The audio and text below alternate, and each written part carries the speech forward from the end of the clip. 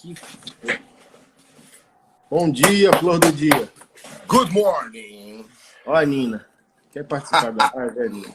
Mas tu não odeia pet? Tu não odeia pet? Tu não odeia os cachorros? É o que dizem, né? Anderson, tu odeia, tu quer a morte dos cachorros. Tu come carne de cachorro. Nossa. Deu o que falar, né, cara? Idolatria. Mas tá louco, rapaz. É um bando de punheta, meu. Isso aí eu tô falando. É bom de Playmobil, afeta essa galera, meu. Bom dia, meu irmão. Bom dia, bom dia, bom dia, bom dia. Pessoal, hoje a gente vai tratar sobre a questão de um homem precisa de referências no nosso terceiro dia de discipulado. E eu quero começar falando porque talvez é uma das coisas que mais mexem comigo, que mais me tocam, e eu vou conectar essa necessidade de referência com a necessidade de paternidade. Eu gosto de definir paternidade em 3 P's. Existem os 3 P's da paternidade: proteção, provisão, plataforma, que é o envio. Então, Deus assim concebeu que todo ser humano faça parte de um ciclo saudável, paterno, materno, familiar, onde a mãe puxa para si e nutre emocionalmente o filho, e o pai afasta de si, enviando, sendo moralmente a referência para todo ser humano. Quando o indivíduo só tem pai ou só tem mãe, de alguma maneira a sua personalidade ou o seu caráter vai ser limitado ou deficiente. Aí que vem Deus com o Abba Pai, aí que vem a igreja com as suas referências e tal. E o que me enche de indignação, por isso que às vezes vocês veem a gente tão tomado de convicção, como o Jack disse ontem, não somos dublês. A gente encarna isso porque a gente sabe do tremendal de lama que viemos, da falta de referência. Então, existem pecados na nossa jornada de santificação, mas o padrão não é a experiência, o padrão são as Sagradas Escrituras, que determina a verdade e não é a nossa experiência. Experiência não é doutrina, a doutrina são as Sagradas Escrituras, o que ela determina como um padrão. Paulo foi ousado a falar: sede meus imitadores como eu sou de Cristo. O cara desistiu tanto de agradar a si mesmo, que ele assume um padrão absoluto de vida, de moralidade, de ética, de comportamento, de procedimento.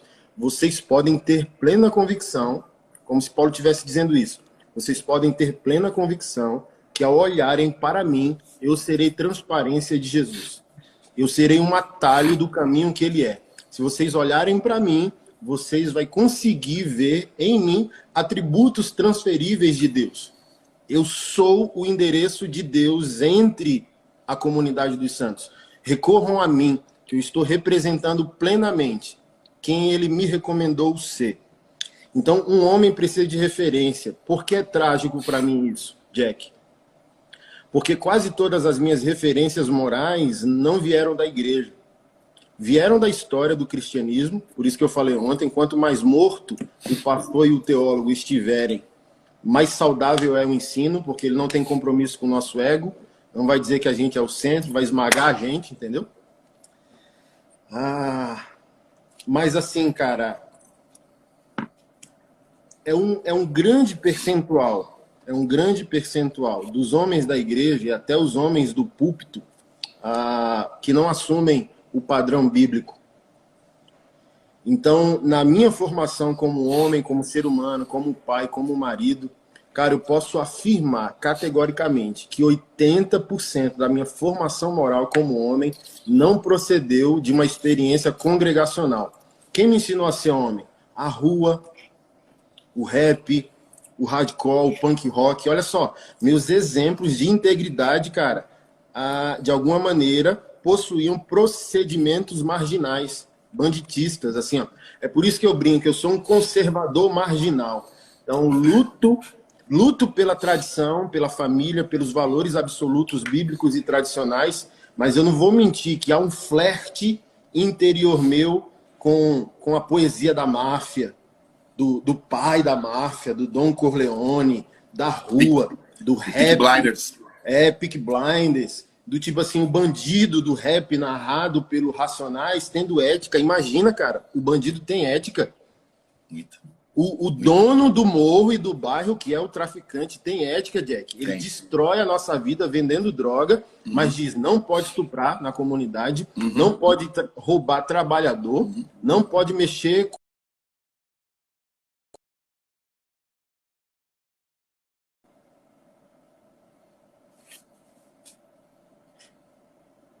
Tem alguém me ligando aqui, interrompeu. Tá tudo ok o áudio? Tá tudo ok, tá tudo ok. Deu uma então, cara, mas segue. Para mim é lamentável a falta de... Anderson, se o teu iPhone bota na luazinha. Lua? O teu iPhone, se for iPhone, tu bota numa lua, tem uma luazinha, que essa luazinha é para ninguém te ligar. Ah, eu não tô ligado, velho. Tem que aprender isso aí, não sei não. Tá, depois eu te mando isso aí, então. Pode seguir, tá bom, vai. Então, para mim, é lamentável, cara, a falta de referência e, consequentemente, a falta de paternidade, porque o padrão vai se replicando. Se não houve referência e paternidade, a próxima geração não aprende. Cara, eu não aprendi. Assim, ó, foi intencional o comer da migalha. Então, 20% da minha construção, sim, veio da experiência congregacional. Mas não havia homens intencionalmente dispostos ao ensino. É assim, a minha paixão por Jesus impulsionava a comer da migalha da mesa dos caras. Entendo. Então, mas toda a minha estrutura, cara, de pai, homem, marido, cidadão, vem da rua. Por isso que, vez ou outra, eu deixo escapulir. Xinguei o cara todo aqui no culto de domingo, pedi perdão ontem aqui na live, porque às vezes tem que ser feito, mas as irmãs estão nos seguindo, não merece ouvir a gente tratar um canalha dessa maneira. Então me excedi, mas isso é o espírito maloqueiro. Se eu tivesse um pai, eu seria refinado. Se eu tivesse um pai, eu seria sofisticado. Se eu tivesse um pai, minha cara não estava tatuada. Eu gosto de tatuagem. Mas se eu tivesse um pai ia dizer, filho... Na cara, não. Na cara, não. Entendeu? Claro. Então, às vezes, a gente se excede mesmo. Porque a nossa escola foi rua. E a do Jack, aparentemente, também foi rua, cara. Cara, foi pancada. Ele falou ontem que viu a mãe apanhar. Quantas vezes eu não vi minha mãe apanhar? Entendeu? Então, assim, quando eu vi o nariz da minha mãe quebrado a primeira vez, eu tinha, sei lá, 8, 10 anos, eu decidi dentro de mim. Eu serei um homem e eu nunca irei agredir uma mulher. Então, quando a minha vida encontrou o Senhor Jesus Cristo, Jesus só potencializou o sonho e a expectativa daquela criança. E aqui, ó, por exemplo, Paulo é tão sério e tão urgente que também não é novo. Sempre foi histórico. Eu chamo isso de fator Timóteo. Para você achar uma paternidade espiritual, e aqui eu não estou falando dessa moda neopentecostal, porque não tem como o cara ser pai espiritual de 5.000 pessoas. Mas pode haver uma madre, por exemplo, a mãe de Alexandre de Rufo. Paulo falou bem assim, ó, saúda Alexandre Rufo e a mãe dele, que é uma mãe para mim. Romanos 16. Então é possível haver uma madre espiritual, paterna, materna, de pessoas com cabelos grisalhos. Hoje mesmo, cedo, ontem à noite, 1h eu estava sendo repreendido por gente de cabelo grisalho. Olha, filho, estão ligando aqui para mim que você xingou um cara aí na live. Faz isso não, filho. Você é maior que isso e tal. E ó, você tem que baixar a cabeça, entendeu? Exato. Amém, fiel e tal. Mas olha só o que Paulo fala para Timóteo. Eu não tenho outro, ele escrevendo em uma de suas cartas, direcionado a uma igreja. Ele falou, eu não tenho outra pessoa que participe do mesmo sentimento que eu para enviar até vós, a não ser Timóteo. Filipenses, né? Ele fala isso. A não ser Timóteo. E olha o que ele disse a Timóteo em uma de suas cartas. Olha, eu venho te lembrar que reavive o dom que há em você pela imposição das minhas mãos. Porque Deus não nos deu espírito de covardia, mas de poder, de amor e de moderação. Está em 1 Timóteo. Em outro lugar, ele disse o seguinte, olha, quanto a você, meu filho, cara, isso aqui é fenomenal. Fortifique-se na graça que há em Cristo Jesus, e o que você ouviu de mim na presença de muitas testemunhas, isso mesmo transmita a homens fiéis e idôneos para instruir a outros. Porque a rua me atraiu, a marginalidade me atrai. Porque a gangue é o substituto da família, seja ela natural ou espiritual. O que o pai não disse ao filho, o traficante chega e põe uma arma na mão e diz: eu creio em você, vai lá e mata aquele cara. Uhum. Bem, exatamente assim. Cara, exatamente eu falei para você, ó, Catecismo Maior de Westminster, eu me emocionei, porque eu falei, graças a Deus, né, que a linguagem da paternidade não é uma linguagem só pentecostal ou neopentecostal. É um catecismo presbiteriano, né? Pergunta 124. O que significam as palavras pai e mãe no quinto mandamento? Nossa. Resposta. Pai e mãe no quinto mandamento abrangem não somente os próprios pais, mas também todos os superiores em idade e dons, especialmente todos aqueles que, por ordenação de Deus, estão colocados sobre nós em autoridade, quer na família, quer na igreja, quer no Estado. Referências, Provérbios 23, 22. Ouve a teu pai que te gerou e não desprezes tua mãe quando vier a envelhecer. Alegre-se teu pai e tua mãe, regozije-se aquele que te deu a luz. Então, quero encerrar minha fala também falando um pouco da minha tristeza sobre a falta de referência paterna e, consequentemente, moral de nós, pastores. Cara, pastor é pai, igreja é lar.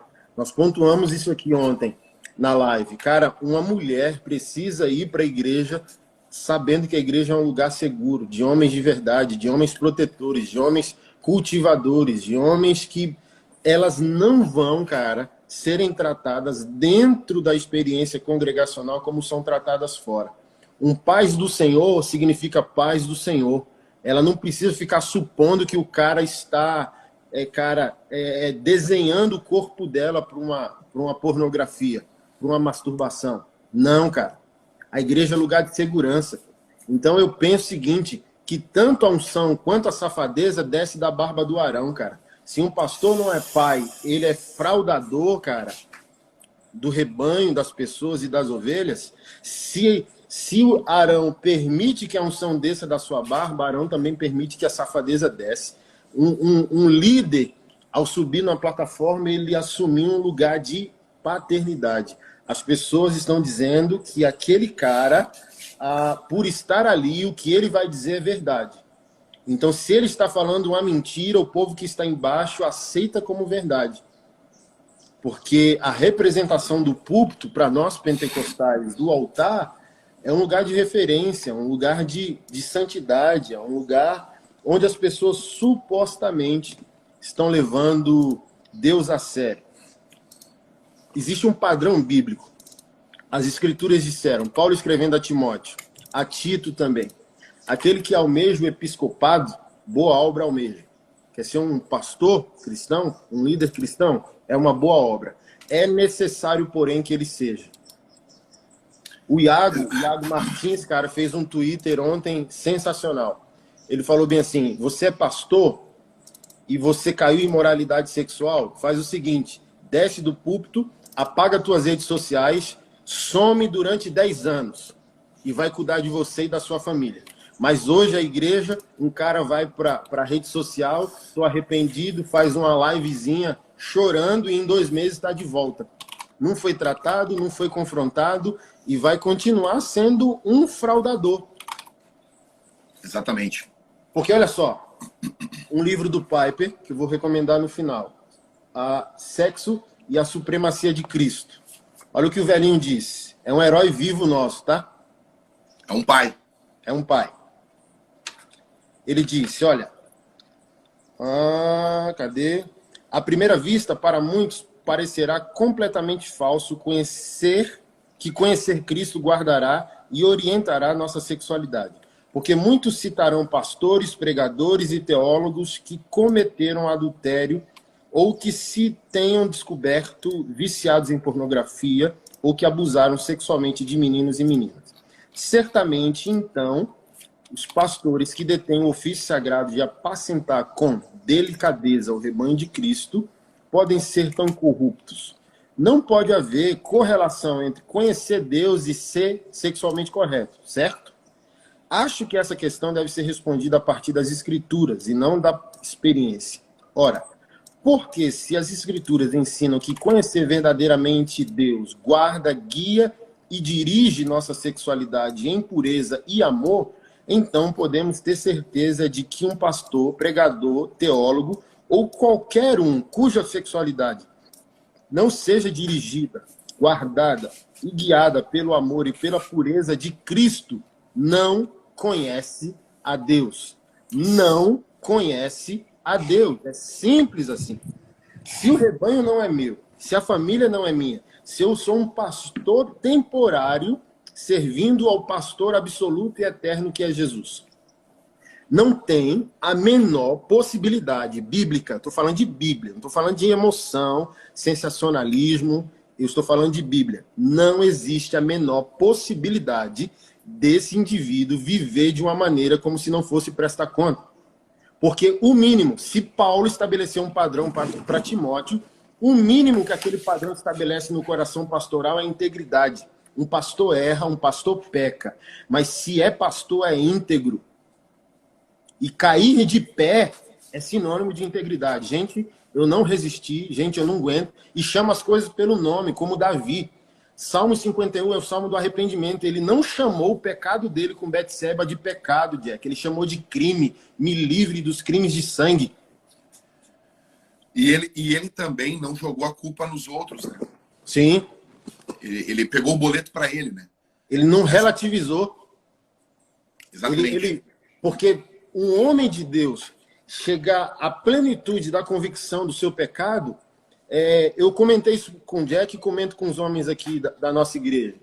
Davi era pastor, rei, guardião.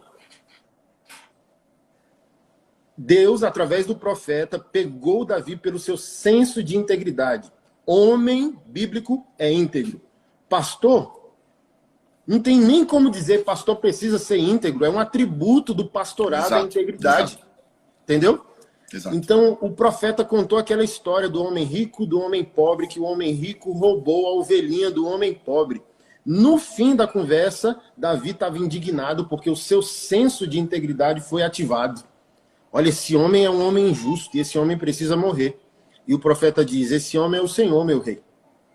Então, olha, eu acho lindo aquilo quebranta meu coração.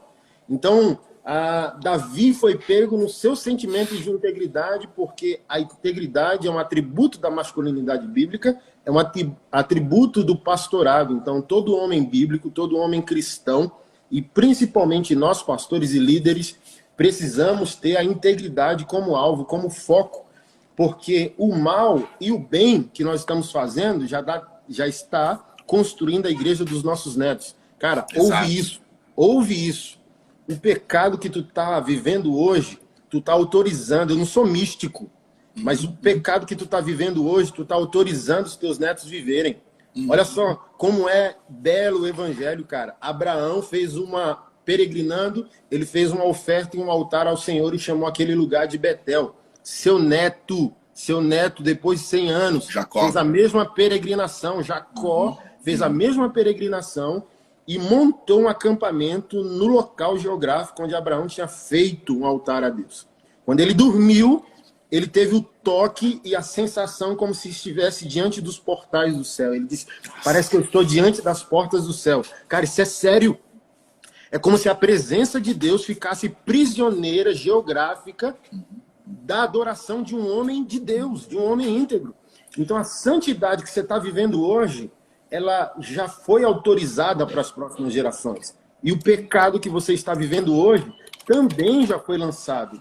Um homem de Deus, um homem íntegro, já está construindo a igreja dos seus netos, cara.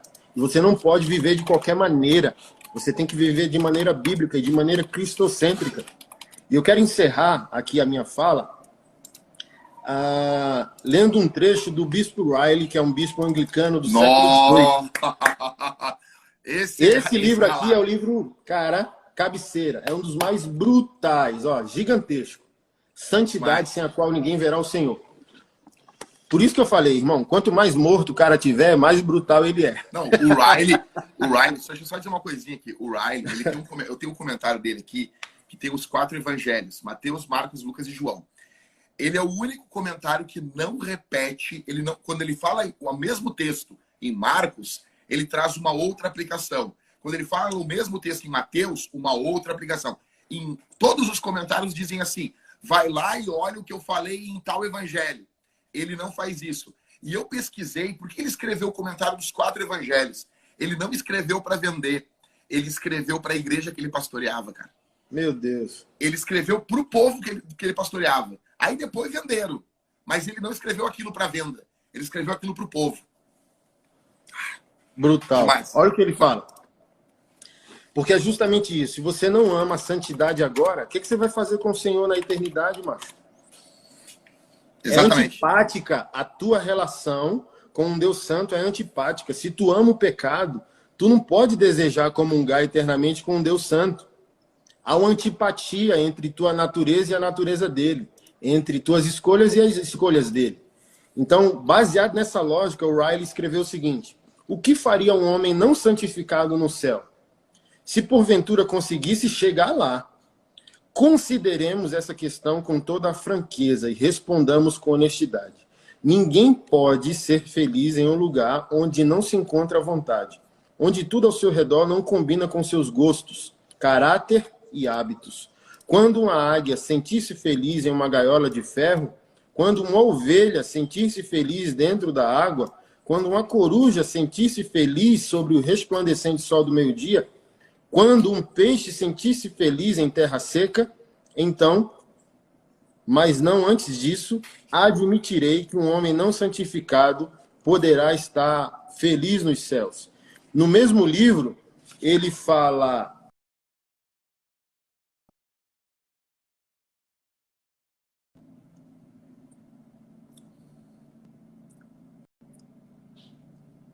Que mesa você vai sentar para a comunhão? Porque se o assunto lá é santidade, eles respiram santidade. Qual a conversa você vai puxar com Paulo, com João, com Tiago, com Davi, com Ezequiel, com Jeremias, com Amós, com Neemias, entendeu? É inadequado, assim, ó, você não vai ser bem-vindo porque as tuas escolhas são antipáticas às escolhas de homens que viveram para Deus de maneira radical. Ele disse, se você não ama a santidade agora e aqui na terra, é inadequado você querer ter uma experiência com Deus eternamente. Que além de Deus, todos os santos que estarão em comunhão eterna com o Senhor e sua glória, olharão para você e você olhará para eles com antipatia. Eles são radicais, vai lá, ó. Imagina, Jeremias assim, ó, numa mesa tomando chá. Aí chega o Anderson, cara, que viveu na terra como um pastor obstinado no pecado, defraudando o rebanho de Cristo, transou com 100 mulheres ao longo dos seus 50 anos de pastoreio, traiu a fidelidade da igreja, de Jesus. Aí tá lá Jeremias, gente. Tá lá Ezequiel.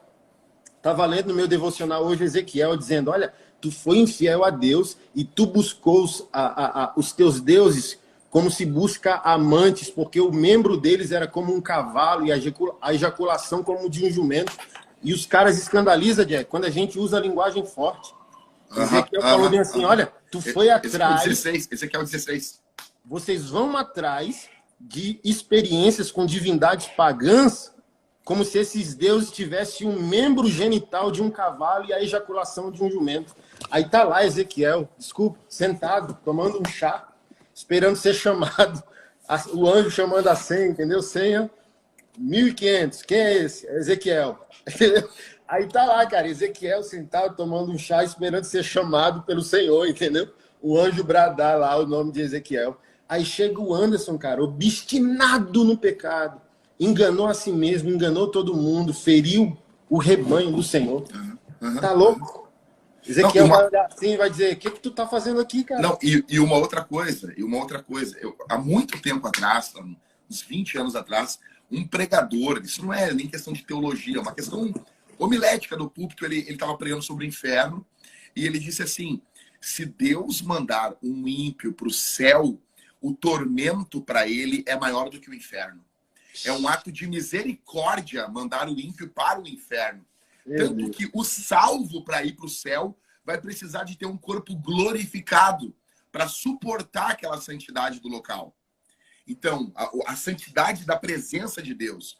E se tu botar um ímpio dentro do céu, o tormento para ele é pior do que o do inferno. Porque aquele local lá não é para ele, entendeu? O que a gente vê? Qual é o quadro do inferno em Apocalipse 22? São mentirosos, o que ama e pratica mentira, adúlteros, fornicadores, blasfemadores. Ou seja, vão seguir o curso deles. O C.S. Lewis, no livro O Grande Abismo, cara, o quadro que ele pinta ali é terrível, entendeu? É terrível, é terrível, é terrível. Então, assim, vai haver um tormento físico, eu acredito, porque vai ter uma ressurreição antes, vai ter um tormento mental, vai ter um tormento emocional, vai ter um tormento de memória. Pessoas, a gente está com um pouco mais de 2.000 pessoas aqui nessa live, pessoas lembrarão desse dia. Eu, com todo respeito, cara, aqui eu não estou querendo ser um pregador Alfred Hitchcock, mas eu não acredito que toda essa galera que está vendo a gente aqui vai para o céu, entendeu? Então, eu penso diariamente na minha salvação. Será? Eu duvido em alguns momentos da minha salvação. Eu boto em xeque, eu peso, mas não, eu não estou parecido com Jesus. Sabe? E sou calvinista, né? E eu tenho a minha segurança da minha salvação, só que o John Piper diz, eu preciso deixar que as advertências da Bíblia falem a mim. Eu preciso. Existem advertências da Bíblia e elas precisam falar a mim. Isso que tu falou, Anderson, na questão de homens, de exemplos, eu queria ler para vocês um dado aqui. Prestem atenção. Jonathan Edwards foi um missionário / pastor / filósofo. Ele viveu no século XVIII nos Estados Unidos. Ali não era bem Estados Unidos ainda, eram as 13 colônias, né? Então ele pegou um período bem crítico. Na verdade, todos os homens, homens de Deus os levanta em períodos muito críticos da história.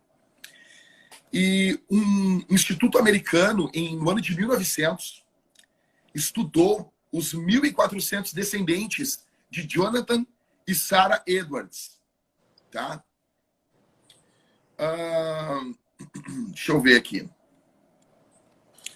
Dos 1.400 descendentes, 13 foram administradores de faculdades, 65 foram professores universitários, 100 foram advogados, um reitor de faculdade de direito, 30 juízes, 66 médicos, um reitor de uma faculdade de medicina, 80 foram funcionários públicos, sendo 3 senadores, prefeitos de 3 grandes cidades, governadores de 3 estados, um vice-presidente dos Estados Unidos e um fiscal do Tesouro. Esses descendentes do Edwards escreveram 135 livros, editaram 18 jornais periódicos e muitos haviam ingressado no ministério e mais de 100 missionários e outros integraram conselhos missionários. Jonathan e Sarah Edwards tiveram 11 filhos. Ok? Essa foi a descendência do homem de Deus. Depois eu posso achar aqui, porque tem o dado que ele faz uma comparação com o ateu que ele era contemporâneo do Edwards e ele criticava muito Jonathan Edwards. Muito, atacava muito Edwards. E eles pegaram a descendência desse cara. Então, tu vai ter marginais, tu vai ter presidiários, tu vai ter prostitutas, e tu pega a linha de um homem de Deus e a linha de um ímpio, cara. É uma linha de destruição e é uma linha de santidade. Não é uma linha de perfeição. Mas a vida do justo é marcada. Vou dar um exemplo aqui. Cara, a minha filha, filha de pastor é loucura, né? Ela dança, cara. Ela tem 1 ano e pouquinho, Anderson. E ela fica dançando, mexendo o quadril, né? Eu disse, a guria vai ser dançarina, que vai querer fazer ministério de dança na igreja. E os caras, e aí, reformado? E aí? Filho é isso mesmo, né? Filho é pra deixar a gente, né? Aí tá. Aí qualquer música, louvor, qualquer coisa que eu boto, a minha filha já começa a dançar. E, cara, a minha esposa faz uma dança, a minha filha repete. A minha esposa dança, pega a minha filha no colo, que a minha esposa é do interior, aqui do Rio Grande do Sul, pessoal é mais dança, essas danças gaudéria, gaúcha. E ela vai ensinando a minha filha a dançar. Qualquer um que olhar a minha esposa dançando e a minha filha dançando, vai ver uma coisa. A minha filha não dança igual a minha esposa, não dança. Só que todo mundo vai notar uma coisa. A minha filha está imitando a minha esposa. Assim é a santidade. Todo mundo que olhar o Anderson e for honesto, vai dizer, ele não é igual a Jesus, mas vai reconhecer, ele está imitando. É que nem uma criança, cara. O Paul Washer usa o exemplo que o pai dele era cowboy. E ele ia caminhando atrás do pai dele, tentando pisar onde o pai dele pisava, no barro, no inverno americano, cuidando do gado. E todo mundo dizia, não, dá para ver que não é a mesma pessoa que o pai, mas dá para ver que está imitando. Dá para ver que está imitando. Precisa ficar claro na gente. E isso aqui, meu velho, não é um discurso moralista. Não é um moralismo, entendeu? Só que hoje, as pequenas exigências do evangelho, elas viraram loucura, cara. Virou loucura. Então, posso seguir num ponto aqui, Anderson? Manda bronca. Tá, então assim, primeiro de tudo, aqui no que envolve exemplo, e eu vou dizer, aqui em Porto Alegre, nós usamos o termo vila, não é favela. Quando a gente fala assim, eu venho de uma vila, aqui em Porto Alegre é a mesma coisa que favela. Então eu morei em uma vila em Porto Alegre chamada Campo da Tuca. É um local aqui, cara, que os vários nomes do funk, do rap já vieram cantar. É um local assim do tráfico pesado. Eu me criei no meio desses caras quando os meus pais se separaram. Morava num lugar bom. Com 6, 7 anos meus pais se separam e a minha mãe não tem onde morar, não tem o dinheiro que meu pai tinha. Nós fomos morar num lugar muito ruim. Eu morei numa vila, tipo uma favela aqui. Conheci traficantes, vi amigos meus morrendo de infância, me criei ouvindo Racionais. E eu até brinco com o pessoal, né? A gente brinca assim, ó. Eu raspava o cabelo, Anderson, porque eu sou muito branco. E eu brinco assim, todo branco que raspa o cabelo quer ser negão. Todo. Olha o Eminem. O Eminem, na cabeça do Eminem, ele é negão. E eu me lembro, cara, porque na favela, na vila, a brincadeira é assim, para branco, tu é muito branco, para. Já tá fazendo coisa de branco. A zoeira é porque você é branco, né? Tinha até um filme nos anos 80, Homens Brancos Não Sabem Enterrar. Não sei se tu chegou a ver esse filme. Não. É um filme que é uma zoeira, assim. E eu me lembro que eu raspava o cabelo, né? O cabelo tudo raspado. E na minha cabeça, assim, era eu e os caras, né? Mas eu era o alvo da zoeira, né? Mas, bom, pois bem, eu me criei nesse meio, cara, ouvindo Racionais, ouvindo rap, ouvindo era uma vila, cara, uma favela. Eu vi amigos morrendo, cara. Eu vi gente entrando pro mundo do crime. Eu vi igreja agindo nesse meio. Eu vi igreja, cara. Eu me lembro, eu tava no culto, no meio da vila, quando de repente entrou um cara, todo sujo de sangue, todo ferrado. Ele senta no último banco da igreja e o pastor pregando, e o pastor fala, você precisa aceitar Jesus. No final, ele vai para frente receber a oração, chorando. Ele fala, pastor, preciso falar contigo depois do culto. Acaba o culto. Ele diz assim, pastor, eu acabei de fugir do presídio. Sim, eu acabei de fugir. Isso aqui, eu fugi do presídio. Eu morei perto do presídio, aqui em Porto Alegre. Aí ele disse pro pastor assim, o que eu devo fazer? Daí o pastor olha para ele e diz assim, tu aceitou Jesus? Escuta, eu tava lá, eu vi. Aí ele diz assim, sim, Jesus mudou teu coração, rapaz? Sim, então te entrega. Te entrega, eu tenho um pastor que trabalha dentro do presídio e depois que tu sair do presídio, tu vem congregar com a gente. Esse rapaz se entregou, cumpriu a pena, saiu de lá e cantou comigo no coral de jovens da igreja. Tá entendendo? Então, cara, só que tudo isso nós tínhamos exemplos, cara. Exemplos, às vezes, dentro da vida, na questão da graça comum, e exemplos dentro da igreja. Eu vou dizer, eu tive um ótimo exemplo, que foi o meu pai na fé, o Daniel. Mas quando eu olho na Bíblia, cara, a parte que todo mundo foge, deixa eu dizer uma coisa, se tu pula as genealogias, para quem tá vendo essa live aqui, tu não leu a Bíblia. Tu não leu a Bíblia. Genealogia na Bíblia é essa questão de o pai conhece o seu filho.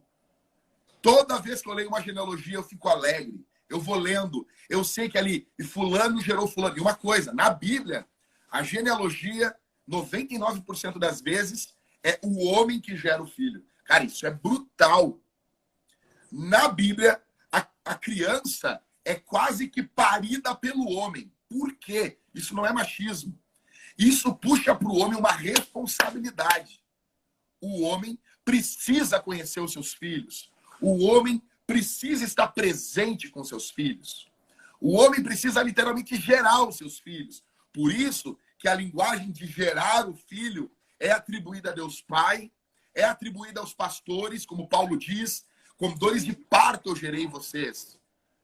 É o casal ali, só que o homem... na questão hebraica, eu vou falar aqui, o Caio Fábio, ele tem uma frase fenomenal. Ele diz, o pai hebraico é um pai de tetas. É um pai que literalmente... É o pai que quase que amamenta o filho. Ele é um pai apegado. Tu olha Jacó. Quando José morre para Jacó, cara, José tá acabado. É o meu filho, cara. É a minha entranha. É aonde eu vou tocar. Ele vai ir onde eu não vou. Então, genealogia no mundo de hoje, onde os pais não conhecem os filhos, genealogia, primeira lembrança, cara, eu preciso conhecer os meus filhos. E isso não só filhos da carne, dos meus lombos, mas como filhos espirituais também. Então, genealogia, na Bíblia saem as crianças dos lombos dos pais. O pai conhece o filho e o filho sabe de quem ele é filho. Foi gerado pelo fulano. É como se a gente entendesse, cara. Tipo assim, a genealogia, eu amo a masculinidade na Bíblia, porque a masculinidade bíblica, ela pega um homem, ele é bruto, ele tem uma casca dura, Anderson, mas ele tem um interior muito macio. Ele é bruto ao ponto como Jacó diz para José, tu vai ficar com essas terras aqui, porque essa aqui eu ganhei na guerra tal, usando a minha espada. E ele é, ao mesmo tempo, dócil, ao ponto de abraçar os seus filhos, orar pelos seus netos. Ele é carinhoso. Um homem de Deus nos dias de hoje, ele dá vida pelo filho e pela mulher, se for necessário. Mas ele senta na mesinha da filha dele e brinca de tomar chazinho com ela. Ele bota uma tiarinha, coisa que você não vai fazer isso dentro da igreja. Mas ele vai botar uma tiara, que eu tenho um cabeção aqui, né? E eu brinco com a minha filha, cara. Eu boto as coisas dela na minha cabeça, ela tem 1 ano. Ela se mija de rir. Ou seja, se você não é bobo o suficiente para brincar com as bobeiras dos seus filhos, você não é um bom pai. Se alguém não olhar o dia a dia do Anderson, cara, mas que coisa idiota isso que o Anderson tá fazendo, isso faz dele um bom pai. E na igreja. E na igreja. Então, essa questão da genealogia, para mim, é algo muito sério. É algo muito, muito sério. É o homem que vai gerando. E nós precisamos resgatar isso dentro da igreja, cara. Um livro, para mim, que eu gostaria de indicar, não é um livro cristão, mas é o livro Clube da Luta. Eu li ele o ano passado. Cara, o filme, para mim, é um dos melhores filmes. É muito fiel ao livro. E o Tyler Durden vai falar exatamente isso. Nós somos filhos de uma geração órfã. Essa geração, uma geração criada por mulheres. E nós precisamos, pode ver, Anderson, o meu pai não foi um pai presente, só que tu vai buscando exemplos de masculinidade. Eu me lembro, cara, o traficante da época que eu morava, o traficante da época, não sei se como é que é aí, mas na minha época, o traficante não queria que as crianças usassem drogas. Hoje isso se perdeu. O traficante ele era uma espécie de um paizão da favela, da vila. Ele não queria. Hoje se perdeu isso. O conceito de pai se perdeu dentro da igreja e se perdeu na cultura.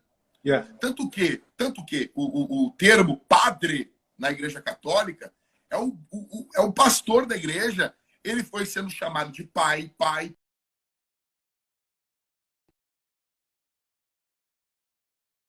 E a gente, às vezes, acaba sendo pai de gente mais velha que a gente. Eu não sei se acontece isso contigo também.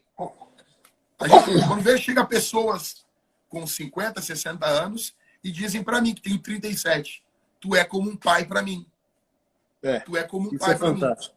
Isso é fantástico. Por exemplo, isso é tão real, cara, que por exemplo, eu tô tirando as tatuagens do rosto, né? Fazendo remoção a laser e tal. Dói? Ah, muito. Dói? Dói mais que um abraço do Satanás. Assim, é melhor não, melhor não fazer do que fazer e ter que tirar depois. Às vezes, por uma gratidão, né? Assim, meu progresso de sofisticação, vou colocar assim, se eu pegar uma pedra bruta da rua, com tendência marginal, irmão, assim, ó, se não é o Espírito Santo na minha vida, sangue do Cordeiro, né? Mas o Senhor vai sofisticando, né? O Anderson e tal. E, cara, chegou um ano, e por isso que eu tô tirando, que eu tô envelhecendo e acho excessivo e acho feio pra caramba hoje em dia, de pesada a estética, por duas maneiras. Essa é pesado, e eu não quero envelhecer com isso, acho esteticamente pesado. E a gratidão, cara, a gratidão de ter na minha igreja uma senhorinha de 70 anos me chamando de Senhor. Nossa. E há 4 anos atrás, Jack, o nosso presbitério era formado só por militares. Imagina isso, cara. Um cara com tendência marginal, aparência de marginal, ouve rap, vai para reunião de presbitério e tá lá com 50 anos de idade, o major da polícia me chamando de Senhor. Ô, pastor, vai lá no quartel me visitar. Aí o major sai na recepção e fala: uai, cara, ficou dando chá de cadeira no meu pastor? Não, ele não chegou, não. Aqui, velho, meu pastor. Ô, louco, que o cara tava esperando o tiozinho de terno, né, velho? Aí tá lá o cara com a cara tatuada. O poder, cara, da referência é muito grande. Imagina, o cara não se identifica em nada com a minha interpretação da vida e da cultura. Minha cultura a cultura dele como militar totalmente outra. O cara vence todos esses bloqueios e estereótipos para reconhecer, na época, num cara de 34 anos, 33 anos, a paternidade que talvez o cara nunca teve. Então, o poder da referência bíblica, cara, é muito forte, muito grande. E uma coisa que, falando, por isso que usar isso para benefício próprio é diabólico, cara. Sim. Eu vou contar um caso de um pastor, eu não vou citar o nome dele, mas eu estava numa reunião de pastores e ele contou isso chorando. Ele disse assim, no último aniversário, no meu aniversário, ele é um homem já idoso, um pastor bem famoso no Brasil. Ele contou que os diáconos se reuniram, isso foi em 2008, mais ou menos. E na época, a caminhonete dos sonhos era Pajero, né? E os diáconos da igreja, uma mega igreja no Brasil, se reuniram e compraram uma Pajero para ele. Aí no aniversário estava toda a igreja, milhares de pessoas, e de repente entra aquela Pajero com uma fita em cima, e a Pajero entra, e o cara, e ele assim, que é isso, cara? Né? Aí os diáconos chorando, um diácono assume o microfone e diz assim, pastor, isso aqui é um presente para o senhor, mas eu quero relatar por que eu ajudei a comprar esse presente. Escuta, ele diz assim, no dia tal, às 8, 9 horas da manhã, o senhor estava no seu gabinete. A minha filha estava vivendo como prostituta aqui na cidade. Prostituta. E ela, depois de uma noite de se prostituir, se drogar, estar bêbada, ela foi e entrou no seu gabinete para falar com o senhor. Estava só ela e o senhor. Ela estava seminua. O senhor podia ter abusado dela. O senhor podia ter abusado. O senhor podia ter tirado algum benefício próprio. Quando o senhor olhou a minha filha, o senhor começou a chorar. O senhor, na mesma hora, tirou o casaco e cobriu ela. E disse, minha filha, porque esse pastor... Cara, me arrepio falando. Esse pastor apresentou ela quando ela era um bebê, batizou quando ela era criança, cuidou ela na igreja e ela saiu na adolescência. E quando o pastor olhou ela, olhou como pai. Não olhou como um malandro. Ele estava sozinho ali, Anderson. A garota estava bêbada, Anderson. A garota estava bêbada. Tá entendendo? Cara, cara, quando ele disse isso, milhares de pessoas chorando, o pastor chorando, a moça voltou para a igreja, tá toda a igreja chorando. É assim, pastor, isso aqui é o mínimo. O senhor às vezes está dirigindo o carro 2 da madrugada. O senhor precisa de um carro que não lhe deixe na mão, no meio de uma estrada, aqui durante a... O senhor precisa de um carro que seja pau-ferro. O senhor não pode ficar na mão. Então, cara, deixa eu dizer assim, ó, paternidade, velho, tipo, é olhar como pai. Olhar como pai. E depois que tu é pai mesmo, cara, tu vai ter noção assim, velho, isso não é brincadeira, cara. Isso não é brincadeira, sabe? É tu querer olhar as mulheres dos outros como tu quer que olhe a tua filha, meu. Yeah. Como tu quer que tu olhe a tua filha, rapaz? Essa ânsia, existe uma ânsia muito grande. Eu vejo hoje, com todo respeito, não tem... Na verdade, nós somos jovens. Eu tenho 37 anos. Quantos anos tu tá, Anderson? Tô indo pros 40. 30 e poucos. Ou seja, pro pastorado a gente é jovem. 40 anos é jovem. O que eu quero dizer é assim, só que nós precisamos encarnar uma mentalidade paternal. E os homens, eles encarnavam isso muito cedo. Muito cedo. Tem uma série, cara, da Netflix, The Ranch. Eu tive que parar de ver a série porque tinha umas bobagens no meio. Mas tem um diálogo do cara com o filho dele. O filho dele é o Ashton Kutcher. E o filho dele era jogador de futebol americano, voltou pro rancho, não conseguiu jogar futebol. O pai dele é um veterano de guerra. O pai dele se vira para ele e diz assim, meu filho, com 20 anos de idade, eu já tinha ido ao Vietnã, tinha lutado, visto amigos meus morrerem, já tinha voltado para cá, estava casado, era pai e estava assumindo o rancho do teu avô que estava morrendo. Tu tem mais de 30 anos e tu não sabe o que tu quer da tua vida. Cara, uma série de comédia. Eu olhei aquilo assim e disse, velho, Deus está falando aqui, velho. Deus está falando. Então, se tu tá vendo essa live, tá olhando aqui, o pastor Anderson e eu conversando, você precisa andar com homens de Deus, com boas referências. A masculinidade, ela é geracional, mas ela também é imitável. Olha, nós vivemos um mundo que todo mundo quer ser original. Todo mundo. Por exemplo, ninguém tem coragem de dizer o que tu está falando, Anderson. Pô, me arrependi disso aqui, quero tirar. Ninguém. Hoje em dia nós vivemos um mundo de originais. Todo mundo é original. É como dizia o John Bunyan. Isso aqui é a feira das vaidades. Agora, olhando tudo isso, a Bíblia não me chama a ser original. A Bíblia me chama a ser uma imitação. Em primeiro lugar, imitação de Jesus. Em segundo lugar, imitação de quem imita Jesus. Paulo, como disse o pastor Anderson, sede meus imitadores, como eu sou de Cristo. Ou seja, eu vejo Jesus do Anderson. E Jesus do Anderson é assim. Então eu quero ser assim. Vou contar um caso aqui. Cara, eu me lembro. Eu estou trabalhando uma vez. Meu jeitão é consequência de várias coisas que eu vivi. E um dia eu era vigilante, trabalhava armado no banco. E eu tô dentro do banco quando de repente um dos vigilantes, tá lá do outro lado, dentro de uma salinha dos vigilantes, na Caixa Econômica Federal. Ele abriu uma revista pornô, ninguém via ele, só da onde eu tava. E aí, pastor? Me chamou assim, sabe? Eu nem era pastor na época. Eles me chamavam de pastor, me chamavam de padre. Aqui, aí você é uma mulher ali, né? Aí eu vi aquilo me oprimindo, eu fiquei quieto, o que eu falo? Eu tô ali. Quando, de repente, passou 2 semanas, um jovem de uma igreja aqui de Porto Alegre foi trabalhar com a gente lá.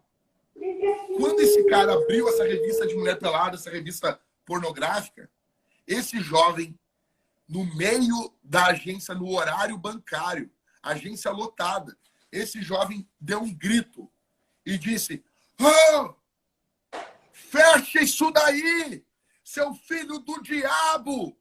Assim, cara. E daí ele apontou para o gerente e disse assim: olha lá, o que o vigilante está mostrando? Isso aqui é um banco de família. Isso aqui é um banco federal. E, cara, ele começou a cagar na cabeça do cara. E quando eu ouvi aquilo, eu disse: cara, a santidade desse garoto não foi oprimida pelo mundanismo do ímpio, cara. Às vezes, eu não sabia como sair de uma situação. Aquele dia girou uma chave. Se eu permitir, o mundanismo vai me oprimir. E a santidade em mim tem que ser muito mais forte do que isso. E eu nunca mais vou ficar calado diante disso. Nunca mais. E nunca mais fiquei. E ele era um moleque, meu. Ele era um guri. Mas com uma posição masculina diante da maldade. Agora, nós estamos dentro da igreja, cara. A gente vive dentro da igreja. E nós estamos sendo tolerantes, cara, pelo amor de Deus.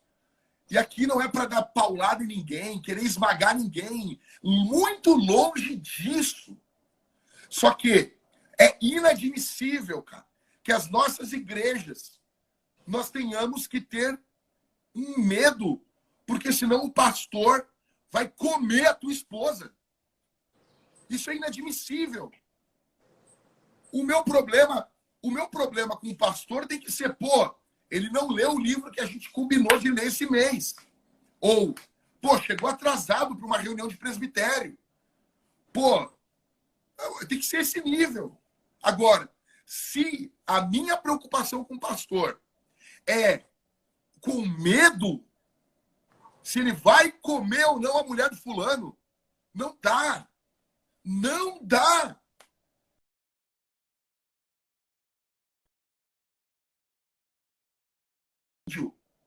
Em um presídio, em visita, tu nem olha pro lado, velho. Tu fica com a cabeça baixa. Tu nem olha a mulher do... Cara, pelo amor de Deus. Agora, a grande pergunta é, defende esse tipo de coisa? Tu deixaria tua esposa sozinha com esse pastor? Em uma sala sendo aconselhada?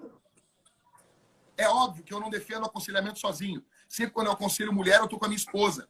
Mas só fazendo um exercício mental aqui. Quem diz assim, poxa, o Anderson é muito radical. Vamos lá. O Leonardo Ravanhil diz um negócio muito interessante. Ele diz assim, as pessoas me acusam de levar o evangelho muito a sério. Será que no dia que eu morrer, Jesus vai chegar para mim e vai dizer, Ravanhil, eu tenho algo contra ti. O que, Senhor? Tu me levou muito a sério. Tu tá entendendo? Mas não, o contrário cara, vai ser verdade, né? Exato.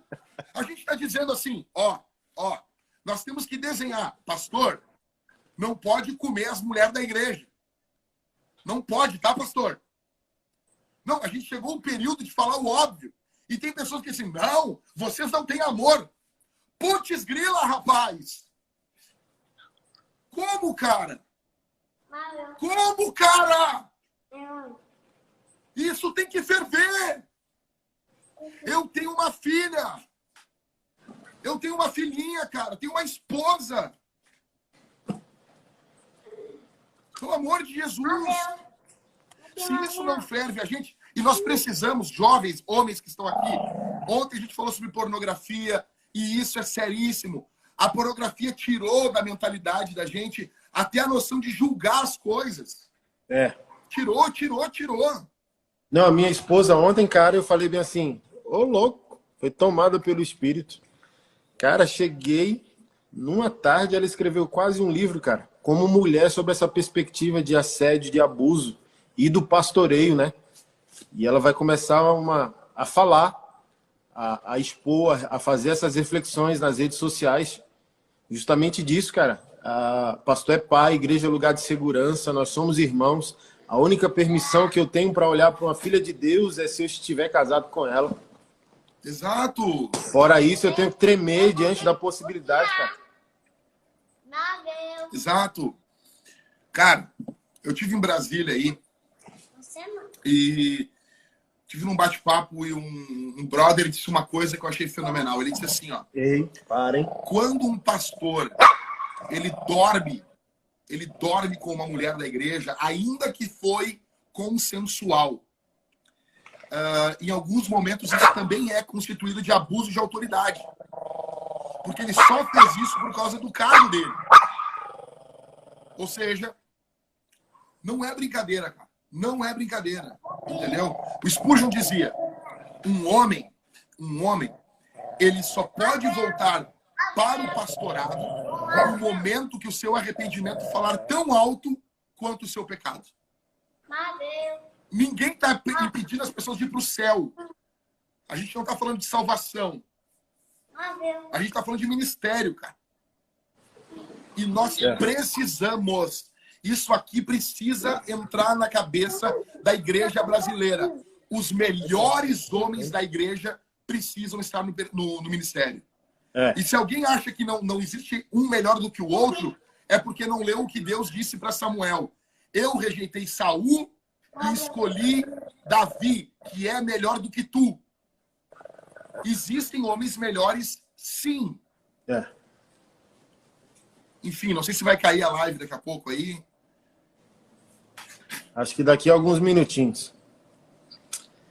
Ah, cara, eu não sei se é a profecia reversa, aspas, do Senhor Jesus, né, cara? O amor de quase todos se esfriarão, e é quase uma equação total, né? Então, quase todos não é 50%. Então, quando essa palavra de Jesus se cumpre, que tipo de sociedade e igreja nós teremos? Mas sempre precisa haver resistência. É antibíblico, de alguma maneira, nós acharmos que a igreja existe para transformar o mundo. Não, quem consuma a obra é Cristo Jesus.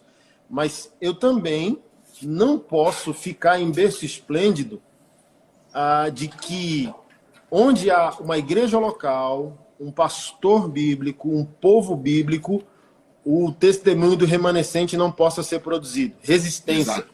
Falei isso para minha esposa ontem. Às vezes, Deus não fala para transformar, mas para dizer que disse. Exatamente. Para testemunhar no dia do seu juízo contra nós. Senta aqui, deixa eu falar para você. Jack falou e você não quis ouvir. Não lembra daquela história que Jesus falou? Um homem na eternidade, o outro em sofrimento eterno, dizendo, pede para ele molhar, olha só, pede para ele molhar o dedo. Deixa eu voltar para falar para os meus parentes. O que Jesus Cristo disse? Eles têm as escrituras e têm os profetas, e nem que um morto volte. Para evangelizá-los, eles vão ouvir. Exato. Então é resistência, cara. É por isso que eu falo, onde há um homem, existe fronteira, resistência. Onde há um homem bíblico, há resistência.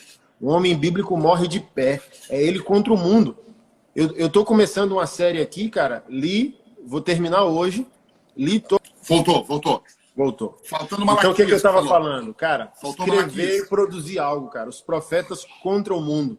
Então sempre foi uma mensagem a partir do coração de Deus para o pessoal dos profetas, antipática a toda a nação de Israel. Então é um testemunho de resistência.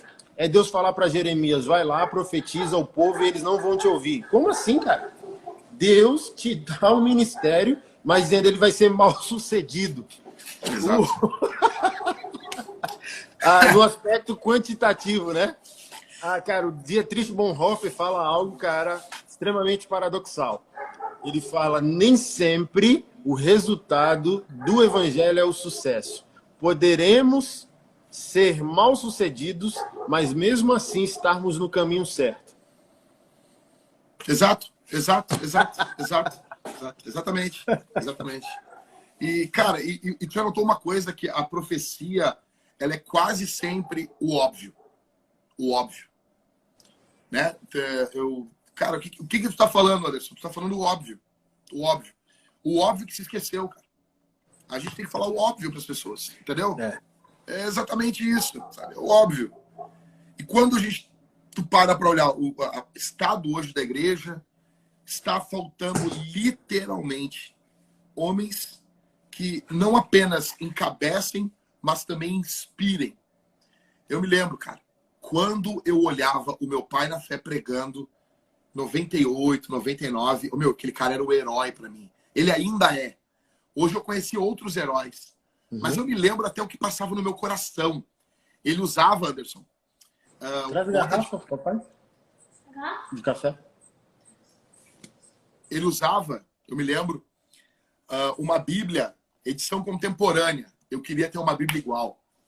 Ele marcava, ele não sublinhava, ele marcava os versículos, rodeando os versículos, eu fazia igual. Ele usava terno e por baixo da calça social uma bota de cowboy. Eu usava igual. Ou seja, era uma referência, cara. Uma referência. Não apenas espiritual, mas era uma referência inspiracional. Cara, e homens buscam isso. Tu pode ter certeza. O que é isso, cara? Que xícara é essa aí? Muito bom, cara. Muito bom. Ó, pessoal, todos os conteúdos estão sendo salvos, sim. No final, a gente vai arrumar um meio de compartilhar tudo isso com vocês. Jack, topa transformar todo esse bate-papo num livro no final? Tamo dentro. Tô dentro. Bora. Bora. Fechou. Pessoal, faz o seguinte, ó, baixa o aplicativo Telegram e procura lá o grupo Resista Seu Bosta. É o nosso grupo, já tem quase 5.000 pessoas. Graças a Deus é o feedback de que vocês concordam que tudo que a gente está fazendo é de maneira séria e em amor. A gente não quer causar, não quer lacrar, não quer impressionar ninguém. Mas como o Jack fez no vídeo chamada dele. Você já ouviu os pregadores ursinhos carinhosos demais, que às vezes mentiram para você na teologia do bem-estar, na teologia coach. Não. A gente está aqui para botar o dedo na ferida.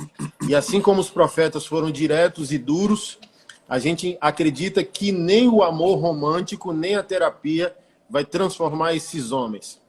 Aí, sei lá, que linguagem forte, resista, seu bosta. Falamos ontem.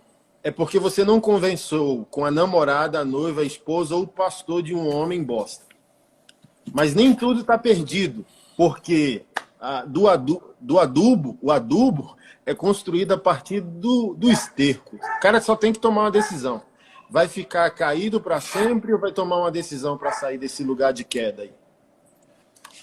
Eu falei ontem, segui falando ontem sobre pornografia nas redes, e eu falei sobre a questão que o crescente número de buscas nas redes sociais nos sites de pornografia por pornografia com incesto.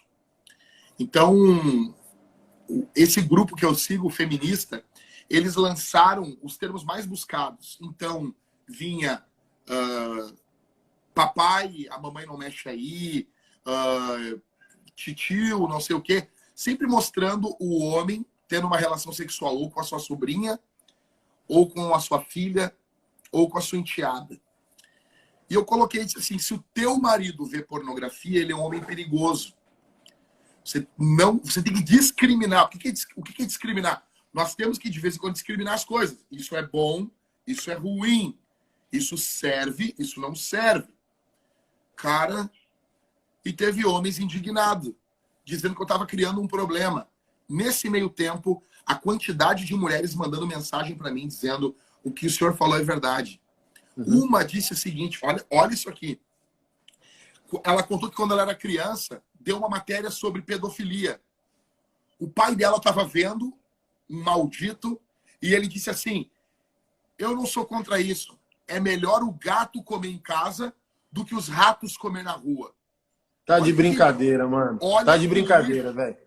E ela contou que a mãe dela surtou quando ouviu isso.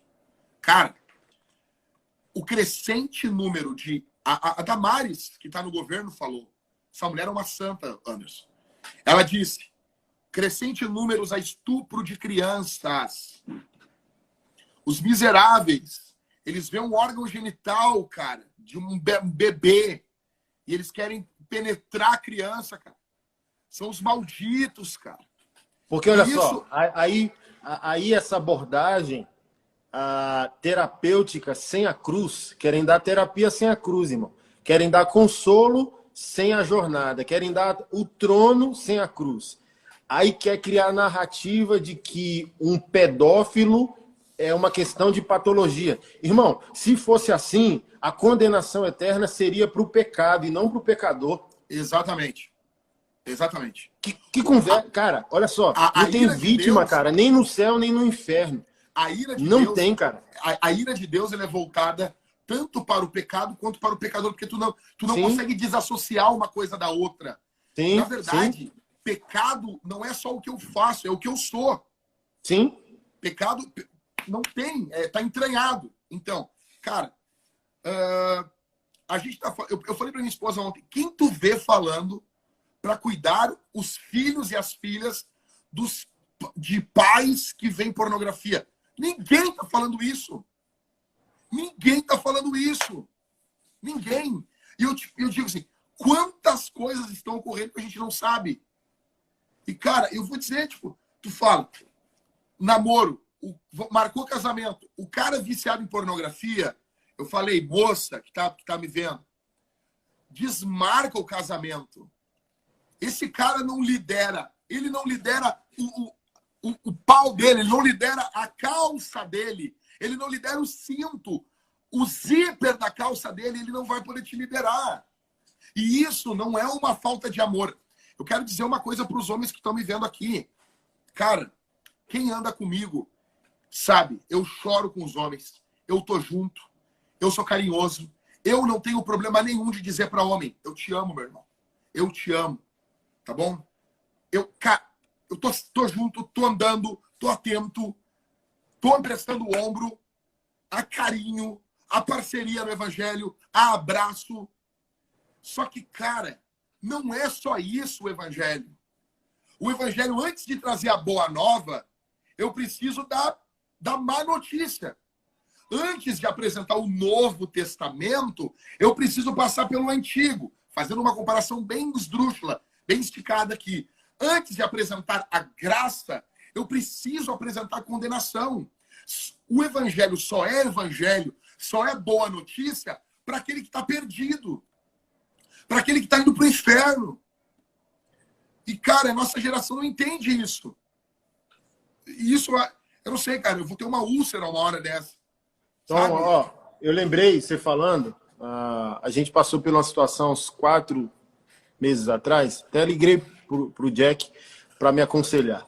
Cara, pastor é pai, igreja é lá, igreja é lugar de segurança.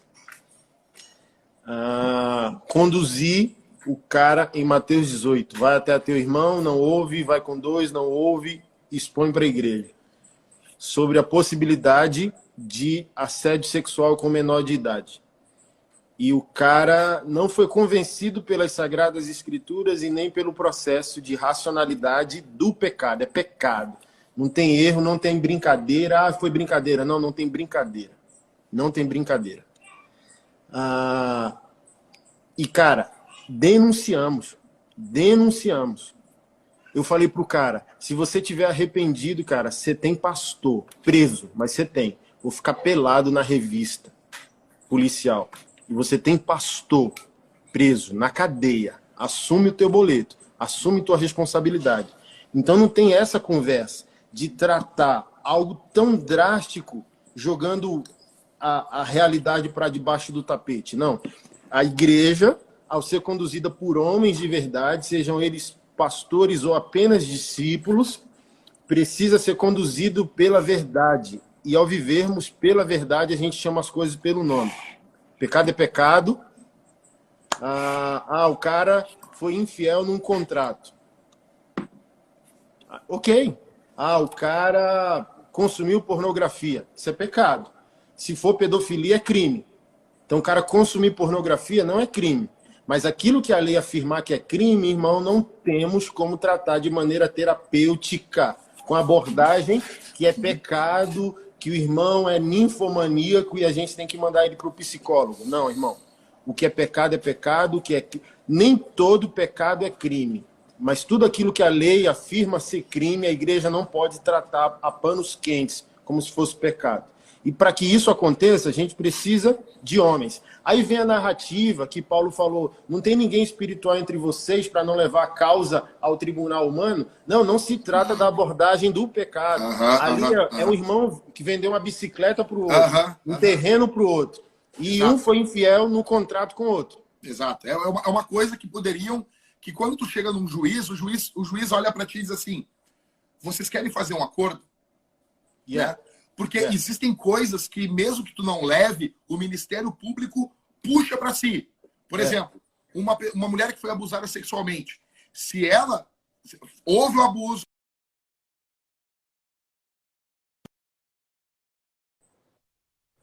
Ela não tem mais como tirar isso. Assassinato. Ah, porque matou o fulano, eu não vou dar queixa. O Ministério Público pega, não tem como não. Agora, existem coisas que o Paulo está dizendo ali, são os crimes que envolvem acordo. Eu posso perdoar uma dívida de um valor ali, dessa bicicleta. É nesse contexto. Não é que o cara agora vai pegar e vai passar o rodo dentro da igreja e a gente não vai falar nada. Olha aqui, só para... Já te passo a palavra. Uma igreja fenomenal nos Estados Unidos, o pastor J.C. Maroney, tá? Cara, ele quase que acabou a igreja. Por quê? Ele pegava os abusadores, eles choravam e todo abusador chora. Todo abusador chora. O Spurgeon dizia o seguinte, por que você se impressiona com as lágrimas dos pecadores? Pecadores choram. Então, a questão não é lágrimas. A questão é transformação. Existe misericórdia. Não é que não existe. Existe.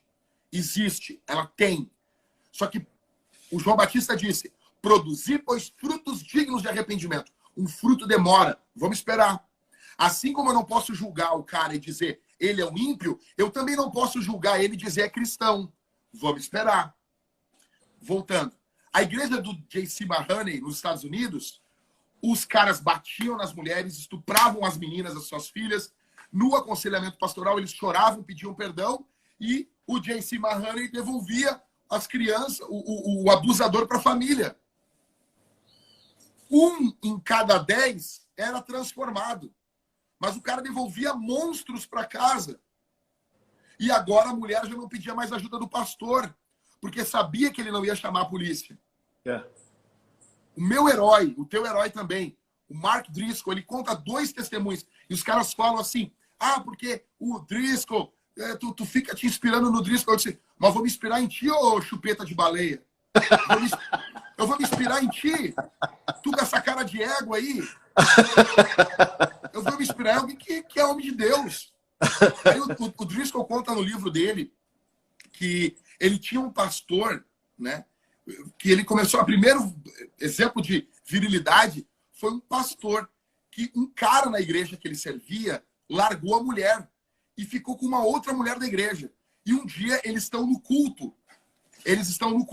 O cara com a nova mulher, abraçado, sentado no banco da igreja, e a mulher dele, a esposa dele, sentada 2 fileiras atrás, com 3 filhos.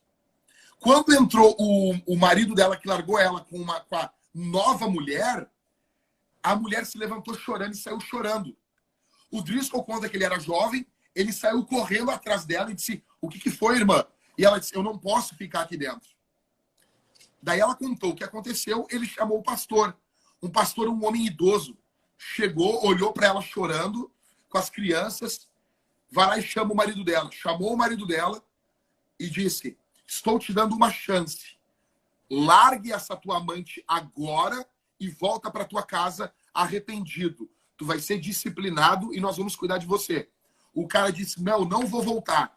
Aí o pastor botou a mão no peito dele e disse assim, então nunca mais pisa os pés aqui. Ou seja, ele ficou do lado da vítima, cara. É isso. Ele ficou do lado da vítima, velho. Como é que tu vai deixar os dois ali dentro? Cara, igreja, eu não sei vocês, cara, o que vocês pensam? Eu já expulsei, cara, da Vintage. Vai ir para 7 anos a nossa igreja. Eu já expulsei umas 10 pessoas. Esse ano, há um mês atrás, eu expulsei um rapaz. Expulsei ele. Chamei... Não, foram 2. Nos últimos 2 meses, eu tive que expulsar 2 caras. Tá? Foi punk. Eu disse para os diáconos, esse fulano aqui não entra mais aqui. Se ele chegar na porta, bota a mão no peito dele e ele não vai entrar. Não vai entrar. Não vai entrar. Enquanto ele não mudar a postura, se ele quiser conversar, tá arrependido, nessa postura ele não entra mais aqui. Isso aqui não é a casa da mãe Joana. Para entrar num bordel, na merda de um bordel, o cara tem que pegar e cumprir algumas regras.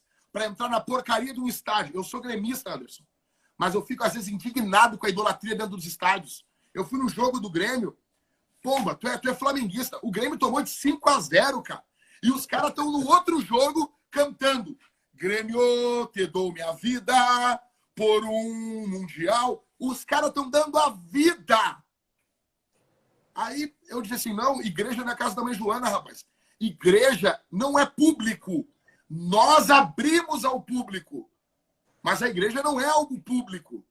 Sim. Tem ordem, rapaz. Sim. Tem ordem. Tem ordem. E Deus, cara, mas e aí? Cara, nossa igreja tem homem armado, sim. Sim, tem homem com arma, sim. Para proteger o rebanho. Se o cara pegar... Eu peguei só. Nós temos que cuidar das crianças. Então, cara, tem um homem que vai matar se um cara tentar entrar na parte das crianças. Ele vai matar. Ele vai matar. Neemias colocou homens com armas guardando a cidade. Com uma mão eles trabalhavam, com uma colher de pedreiro, e com a outra eles tinham uma espada. Yeah. Cara, as pessoas perderam. Aí as pessoas vêm assim, olha só.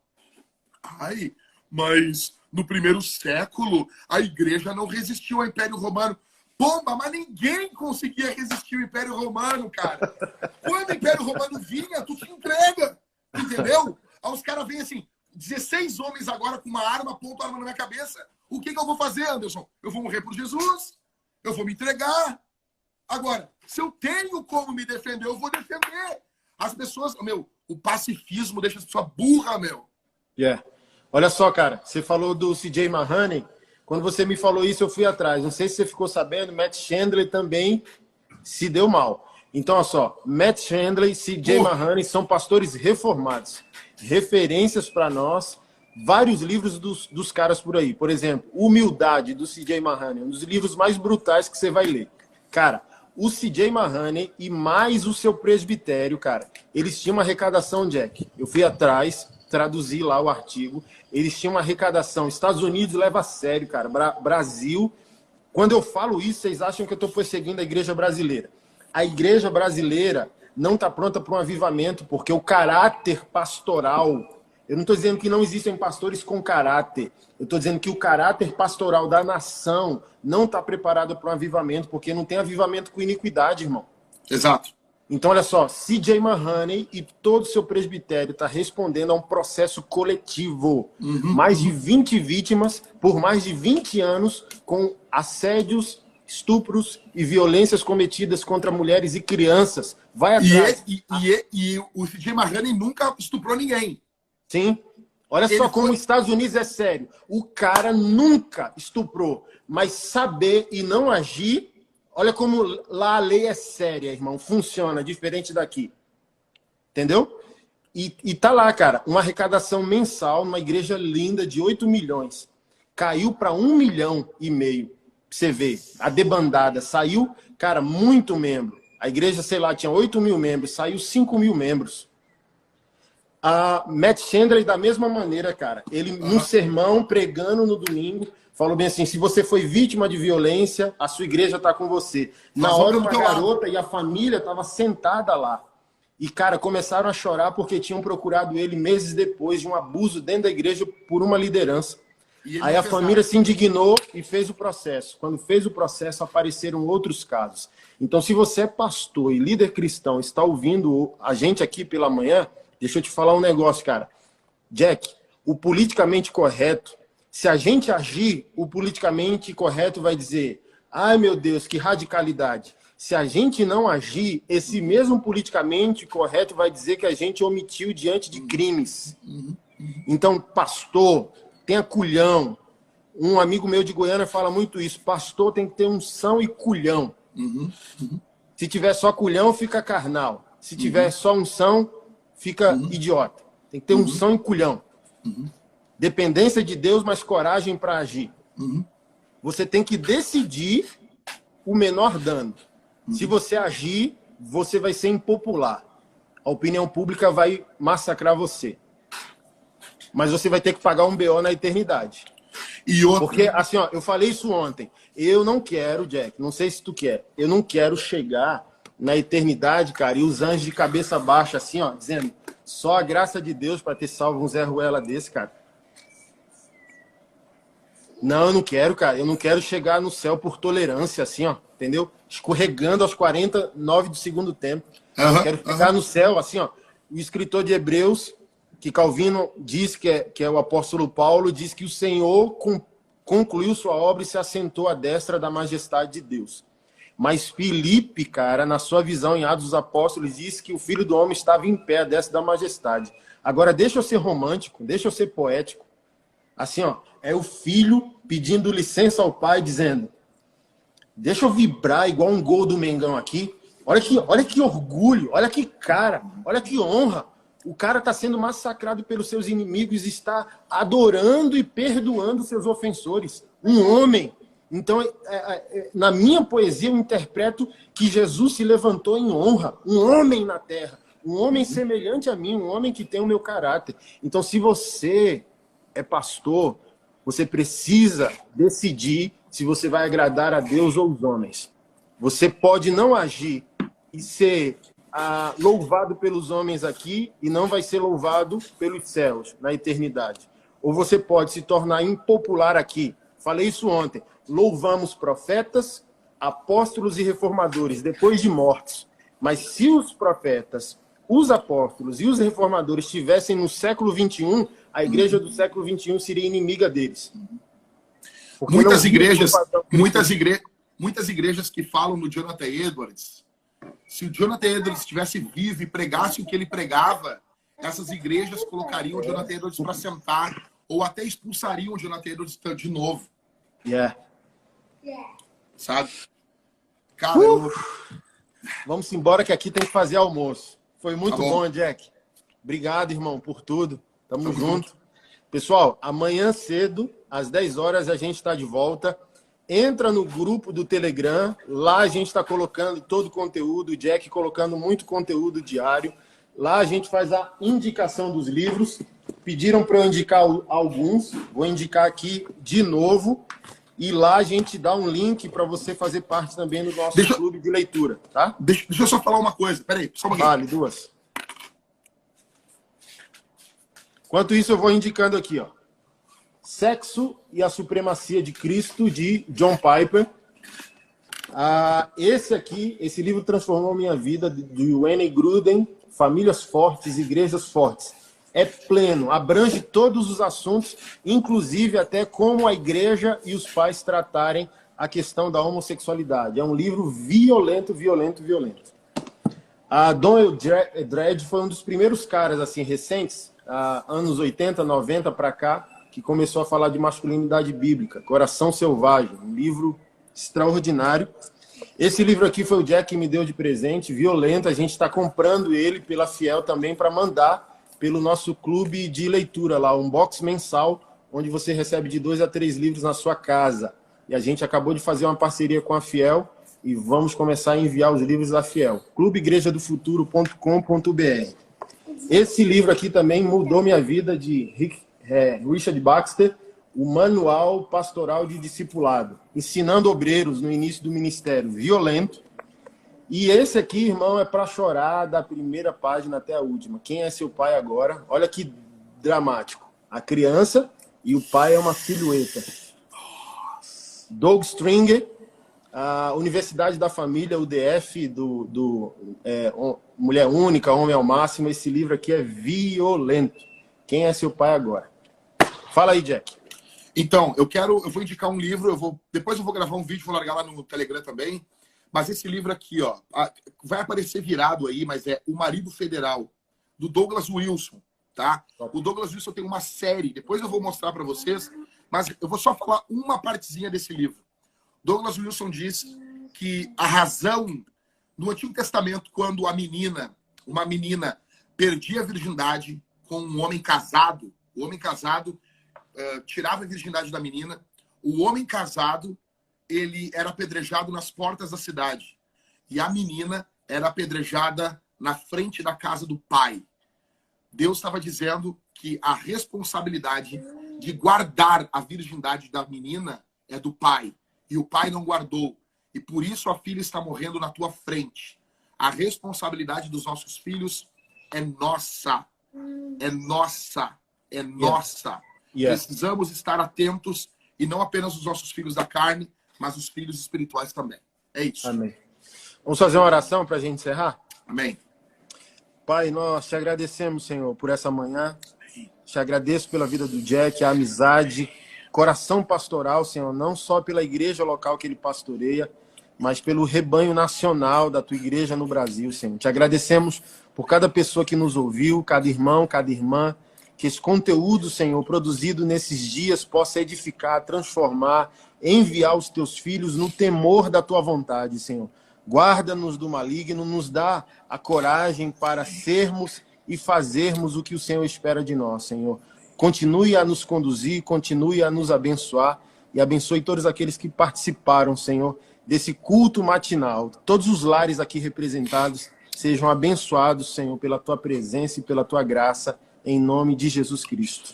Amém. Até amanhã. Beijo. Beijão, fica com Jesus. Falou. Tamo junto.